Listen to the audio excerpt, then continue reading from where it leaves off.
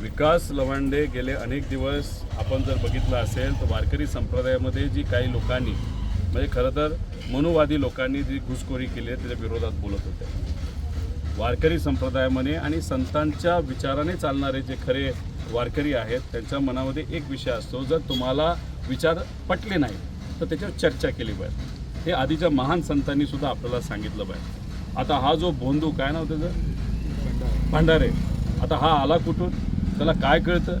ज्या पद्धतीने खालच्या लेवलला जाऊन तो बोलत होता, शिव्या देत होता, मला वारकरी संप्रदायाच्या सर्व मान्यवरांना, वारकरी संप्रदायाच्या सर्व लोकांना विचारायचं आहे की शिवीशाप आपल्या संप्रदायामध्ये कोणी देतं का? जे हे खरे प्रामाणिक संतांचे विचार घेऊन जाणारे वारकरी संप्रदायाचे हबप आणि सगळे महाराज आहेत, कधी चिडलेले, रागवलेले, कधी बंदूक घेऊन गेलेले कधी आपण बघितलं आहे का?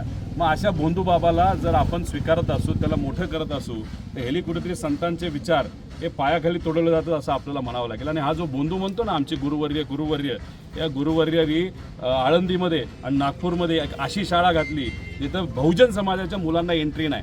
त्यामुळे हा जो कोणी भोंदू काय नाव भंडारी जर बहुजन समाजाचा असेल, स्वतःच्या पोराला टाकून बघ त्या शाळेमध्ये। अरे महात्मा फुलेंनी आणि क्रांतीज्योती सावित्रीबाई फुलेंनी तिथं संघर्ष केला, बहुजन समाजाच्या मुलामुलींना तिथं आता शाळेमध्ये संधी येण्याची संधी त्या काळामध्ये दिली, म्हणून आज आपल्या आया बहिणी तिथं शिकल्या।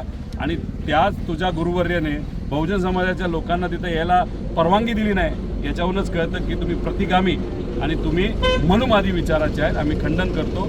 पुढच्या काही वेळात जर काय तिथं FIR आमच्या म्हणण्यानुसार नाही झाला तर आम्ही स्वतः लवांडेंच्या बाजूने, विचाराच्या बाजूने, शिवशाहू फुले आंबेडकरांच्या विचारा बाजूने त्या ठिकाणी उभा राहणार आहोत। आणि हा जो भोंदू काय भंडारे जो आहे त्याला मला अजून एक विचारायचं आहे, छत्रपती शिवाजी महाराजांनी सर्व महामानवांवर जेव्हा बोललं गेलं आणि खास करून जो भोंदू भंडारी नाही तो दुसरा कोण, बागेश्वर बाबा महाराजांबद्दल जेव्हा खालच्या लेवलला जाऊन बोलतो, तुकोबरायांबद्दल बोलतो, माऊली महाराजांबद्दल बोलतो, तेव्हा तू काय भूमिका घेतली होती? का दाढी काढत बसला होता का गवत उपटत बसला होता?